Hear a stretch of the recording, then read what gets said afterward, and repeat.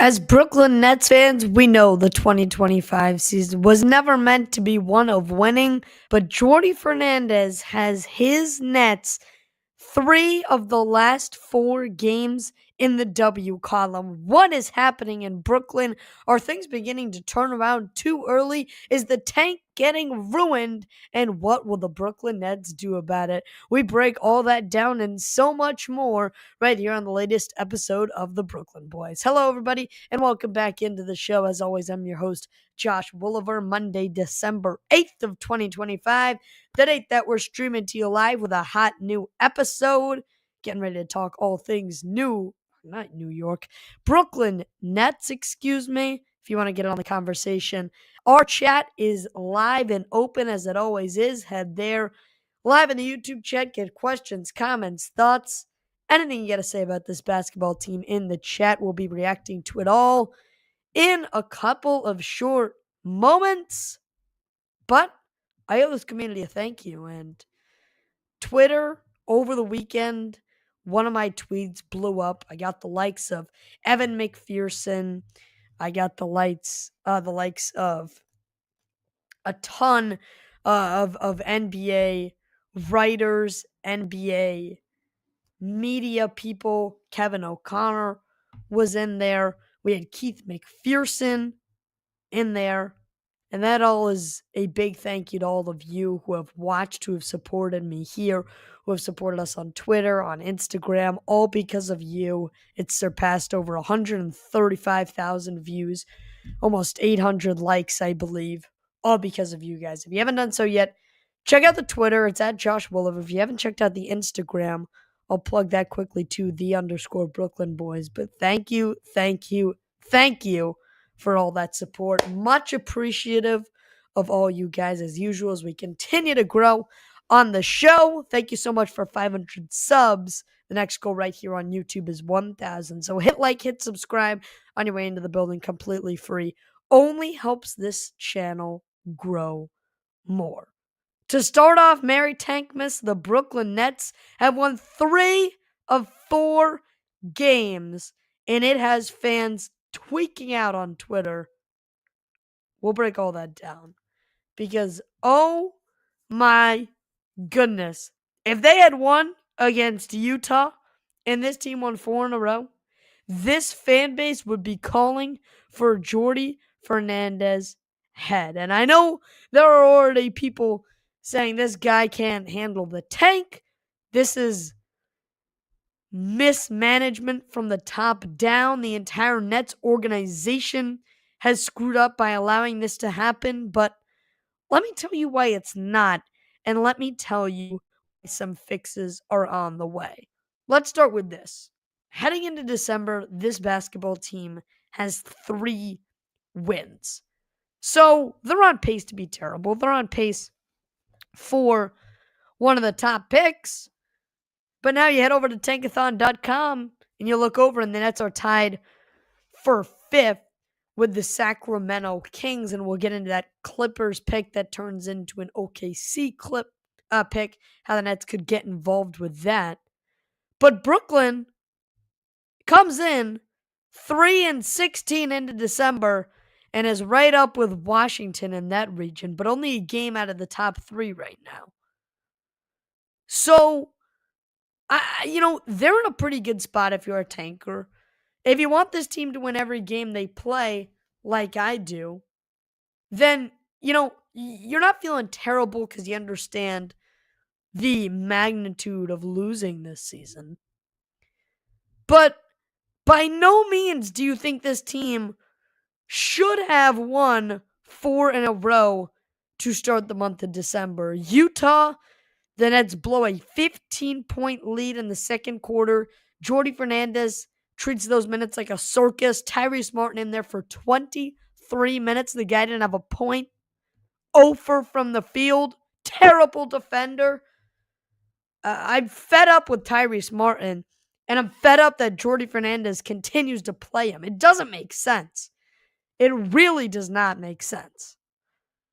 You lose that game that you probably should have won against Utah. You don't, because this Nets team can't close out games like that this season.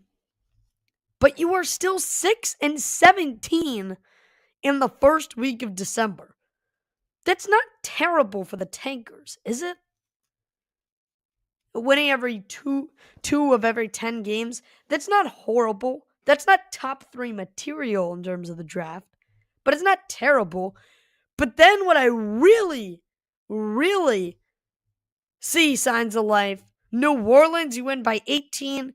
Charlotte, you only win by 13, but it felt like more than that. The Nets dominated that fourth quarter. That was part of the Danny Wolf takeoff story. And then Chicago, you grind a win out in Chicago against a not bad Bulls team. They just really couldn't shoot. That was the problem with Chicago. They really just could not shoot. So you win 3 of 4, but now you look ahead and December becomes a much tougher schedule to move forward now. Playoff teams through January 1st, almost all up and down the board, with maybe one exception.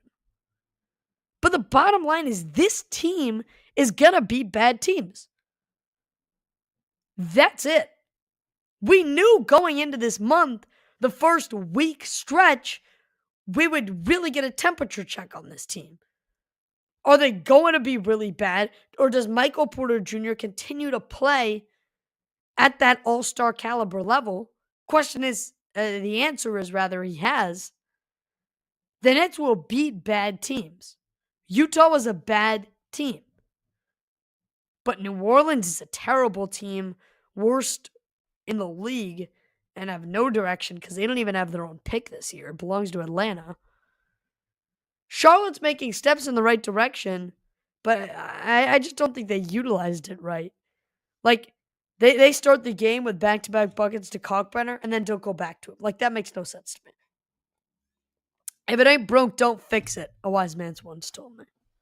Charlotte tried to fix it. Didn't work. And then Chicago. You know, that is not a terrible team in Chicago. Chicago's not a horrible team. But that's one of those where the Nets are a team that's bad but able to steal a win. They go on the road. Danny Wolf goes off again. Brooklyn will both beat bad teams and be able to steal wins. Now, will they have their games against Utah, where they have monumental second-half collapses, where they have their games like they had a ton earlier in the season, where they can't play for heck in the first half, and in the second half they try your Hail Mary comeback? Yes, but they will also be able to sneak wins against bad opponents. Or against good opponents. And it is a concern for the tank to say, okay, well, if you're going to always beat these bad teams, that's still a quarter of your schedule. You're still looking at, winning 1 of every 4 games. And yes, that's true. But what I have to say is look forward 1 week from today. December 15th, the NBA trade window opens. This team gets a lot worse. Now, let me explain myself here. Because if the Nets continue to go at this rate, they won't end up with a top 5 pick. They will not. And as much as it is fun to sit here and win every game possible, this Nets team needs a good pick. But it's the draft lottery in the NBA. So the issue with blatantly tanking and not wanting to go 0-82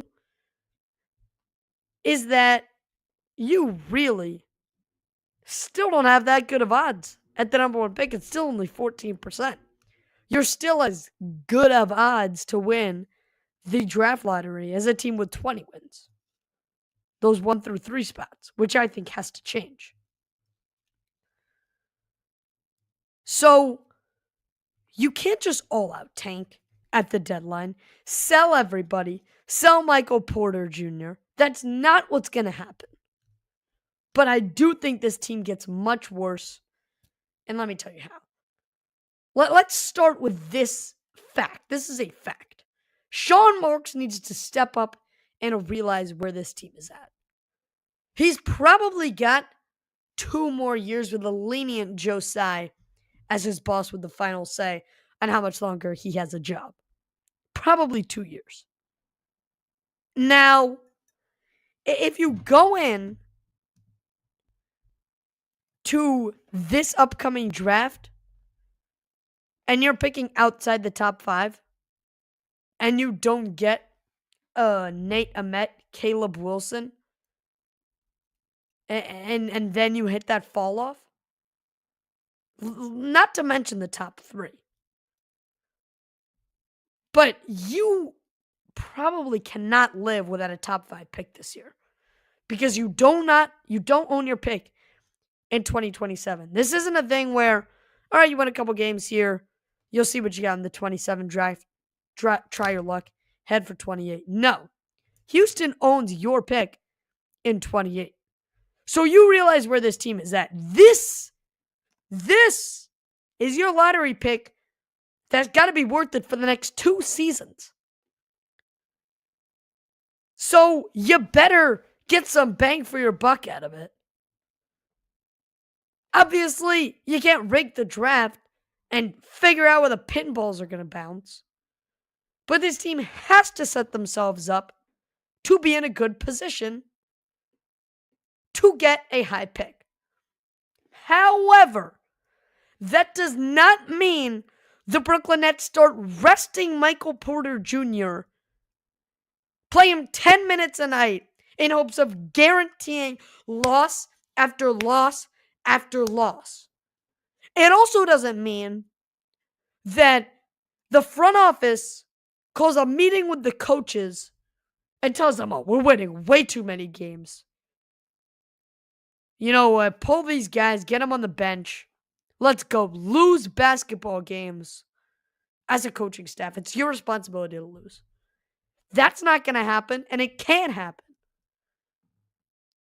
However, moving forward, this roster is going to get stripped down to just the essentials. That's obviously including the rookies. That's obviously including Michael Porter Jr., who I only see one scenario where he is a touchable trade candidate. Everybody else is on the table. This team needs to get a lot worse at the deadline. Again, don't force it on the coaches to lose games. You cannot do that. I mean, if you want to lose games, you have a solution. Go pick Tyrese Martin off the bench, put him in the starting lineup, and try and watch him play basketball. Because we saw it against Utah. He is one of, if not the worst players in the NBA. I'm tired of people earning their way onto this roster, and that means 20 minutes a night. 20 minutes a night. I would rather him sit on the bench and have himself earn a roster spot. How about you earn some playing time? That's what needs to happen. There's no accountability in that Utah game. No accountability. Tyrese Martin playing close to 25 minutes and not putting in a single point. So you want to lose games? Go ahead. Call 13's number. Get him in the starting lineup. But that's not what I'm here for. I'm not here to root night in, night out, and watch this basketball team every night and root for them to lose. You just need to get a lot worse at the deadline. Make it so that this coaching staff doesn't win games. Make it so that this team gets value on the trade block, but more importantly, gets the value of the next 2 lotteries relying on this one pick that you have coming up. So again, the rookies are the untouchables. Michael Porter Jr. is an untouchable. Anybody else, if you're Sean Marks, you are hearing calls about. Nick Claxton. I think you could get better value for him in the offseason when you can start a bidding war over who wants to give you more for a high caliber center that is putting up triple doubles. But if you find a team looking for a championship, or rather a playoff run, they got some value for Nick Claxton, go ahead. Go ahead. Nick Claxton is not an untouchable for this team. Package has to be right. He is not an untouchable for this team. How about Zaire Williams? He has really, really come out of a shell. And I loved Zaire. From last year, from his defensive effort. Overall, this is a player that will give whatever team he is on, and especially the Nets, his all night in, night out, and it doesn't matter. But he makes the most of every minute he's on the floor. 28 minutes, 23 points against Utah. 15 minutes, 9 points against New Orleans. So, Zaire Williams could easily be on the trade chopping block. A very valuable role player who knows his role, and that's important, especially for a contending team that's already going to have a number one scorer. That's not Zaire. But he could be a very intriguing piece to add to the middle of a team's rotation as they gear up and head into the new year. And I think a name that people are going to struggle on hearing offers for is Terrence Mann. But if you can get the guy off the roster, like, please do. For my sanity and yours, Nets fans. Get this guy out of here. You want another guy that'll help you lose games? Start Martin and Mann at the 2 and the 3. There's a recipe for losing some games.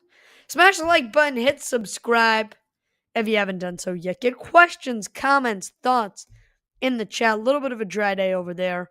So if you haven't done so yet, get those in. Reacting to those in a couple of minutes. Our guy BC wins the Early Bird Award today, baby. Celebrating 500 subscribers right here on the show. Thank you to you guys. Always and nothing but the best from this Nets community. Continue to hit like, continue to hit subscribe. If you're subbed already, perfect. Thank you so much. Hitting like does just as much. It helps spread this content, pushes it out of YouTube's algorithm, gets it on the plate of some other Nets fans. So we can all feast and enjoy watching our Brooklyn Nets together as a community. So like and subscribe if you haven't done so yet. We are beginning to shift towards introducing a paid way to support the show. More details on that TBD. We will soon be rolling out channel memberships where you can have a small portion as a monthly donor to the show, get special perks that way. Send in super chats to get your message read immediately. Start of the show, end of the show, doesn't matter. Those will get up and running. So, should be a very, very fun way to support the show. New way to support the show. And that's the paid way. So, more details to be announced coming soon in the future. But again, none of this possible without your guys' support. One of the first of hopefully many steps on the journey to continue to growing this page. Mentioned it earlier in the show. Tweet blows up over the weekend. We get guys like Evan Roberts, lifelong Nets and Jets fan, getting a quote tweet in there.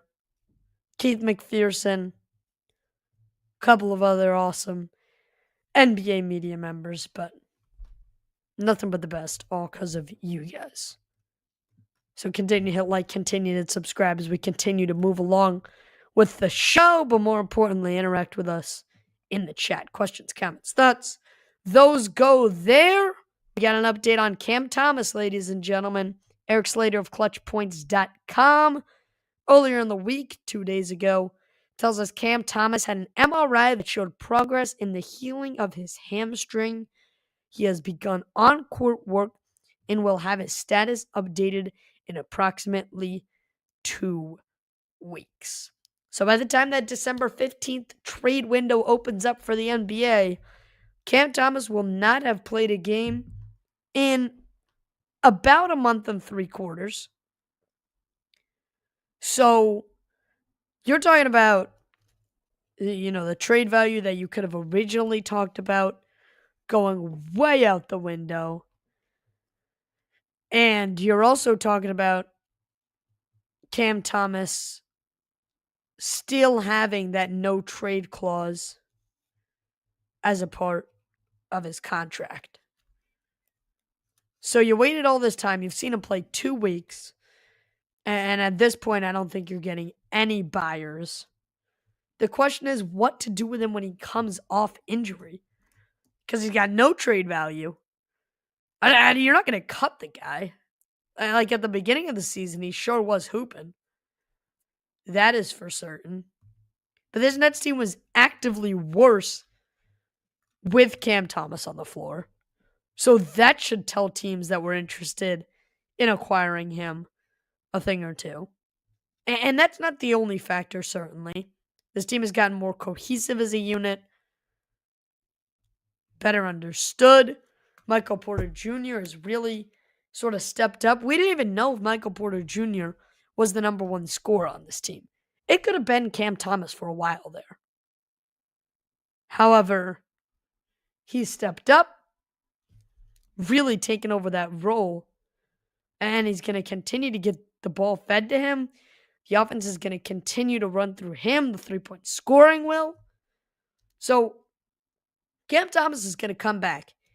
He's not going to have a role in this team. He's not going to have any trade suitors. You're not going to cut him. So, the Nets will be in this indefinite state of limbo with Cam Thomas' situation. This has officially marked the end of the line for Cam Thomas and the Brooklyn Nets. Sorry, Nets fans that loved Cam Thomas. I did too. He was great.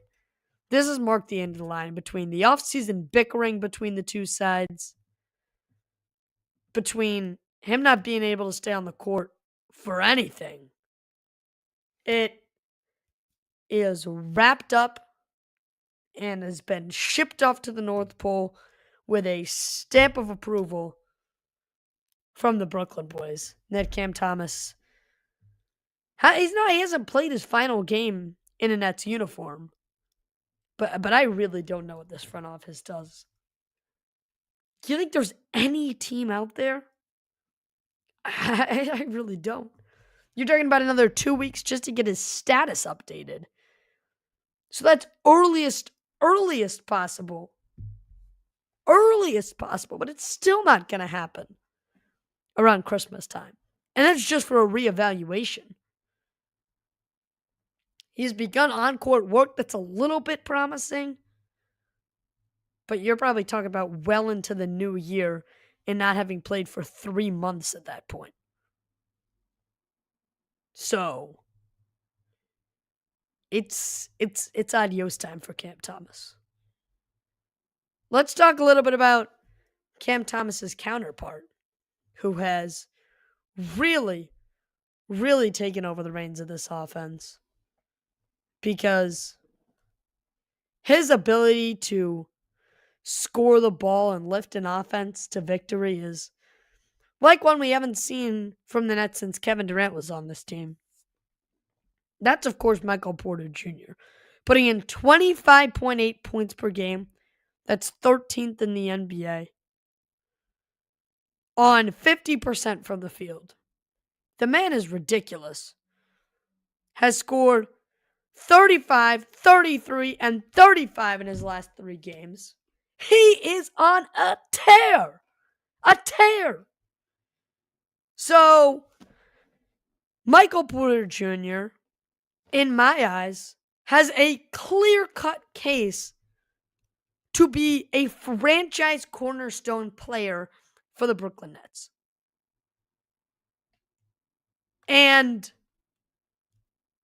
I think that if he gets the chance to stay healthy, you cannot trade him at this deadline. You can't. I think the only trade possible is trading Michael Porter Jr. as a part of the package to receive what is now projected to be the 4th overall pick. It is an LA Clippers pick via the Thunder. The Thunder are the best team in the NBA for the second year in a row. It is not fair that they have a lottery pick. So you have to try and find a way, if you're going to trade Michael Porter Jr., to get a 3-team deal done with OKC. I don't know how it happens, but that's the only acceptable way that I see this trade happening. I mean, OKC is so stacked. And they're going to get another top 3 pick. Somebody stop these fools.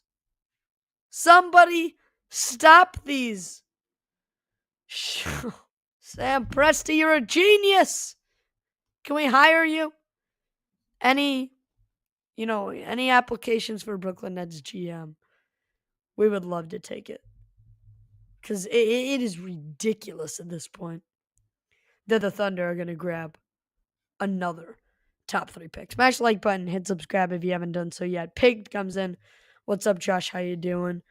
How was Princeton? What would you say is MPJ's market value, considering his insane true shooting as a high volume scorer? I think you're talking about 2+ first round picks. Like, you need 2 first round picks and maybe 3 and a good player to have me even stay on the line. Like, I'd probably hang up the phone with you if you're talking 1 first and a good player. If you're talking 2 firsts and a salary dump, I'd probably hang up the phone on you, if I'm being completely honest.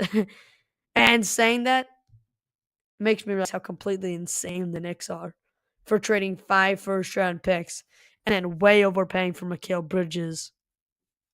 And their window is basically up. So that's about as insane as it gets. One note of groundskeeping or court sweeping. Ben Saraf, Drake Powell sent back down to Long Island. Let me confirm. Those are the only 2. I believe those are the 2. Yep, Drake Powell, Ben Saraf have been assigned to the Long Island Nets earlier this afternoon. But it's likely only for this week because Long Island has 3 games actually this week. So Tuesday, Wednesday, and Friday they have games. And Brooklyn only plays Friday in Dallas. So there's actually a chance that they go down tonight, play Tuesday, Wednesday, and then come back and are available for Brooklyn on Friday. That's certainly a possibility in Dallas. Might be a lot on those guys, but Powell actually hasn't been playing a ton at the NBA level. Neither is Saraf. Danny Wolf has inserted himself into this team's sort of permanent. It's not even about the starting 5 anymore. It's about the ending 5 because the starting 5 could be any combination of guys. But if they start Tyrese Martin, the game's close. He's not touching the floor. At least he shouldn't. I mean, for some reason, he gosh darn does. With 5 minutes left in a 1-score game, Tyrese Martin is somehow on the floor, but Danny Wolf is a permanent member of this team's ending 5 right now. So Powell can certainly provide a ton defensively. Saraf, you're kind of in a weird state with him. He's not at the Danny Wolf resurgence point. He hasn't really shown you as much as Yegor has. He hasn't really trademarked anything, is where I'm at with Ben Saraf at this point. Like, Powell's on the defense. Danny Wolf's on the shooting and facilitating. Yegor shot it well from three to start and has become a little bit better attacking. I'm waiting for Saraf to stamp his name on something. Right now, it just feels like too many turnovers, a pretty weak ball handler, and not a great shooter. So we'll wait and see on Saraf. I would say Powell will probably get called up earlier, but I bet the Nets just do it all in one felt swoop just to keep things easier from that perspective. But let's see. Ben Saraf, still a ton of time to make things up. That's why you draft 19-year-olds, ladies and gentlemen. They will have ample time to develop. I'm Josh Woolever for the Brooklyn Boys Show. Telling you, beginning to wrap up. Monday, December 8th is the date. Book it. Is the day I told this team to tear it all down at the deadline, baby. I think it gets a lot worse. Trade window opens a week from tonight. So certainly keep your eye out, Nets fans. Smash the like button, hit subscribe as we wrap up right here on the show. Appreciate you all for tuning in. If you didn't catch it, you're tuning in now. Go back, restart the show. We hit on a ton today. Likely back tomorrow night. We'll see you all then. No matter what happens, it's always the same. It's always a let's go Nets, baby. Good night, everybody. Peace out. Let's go.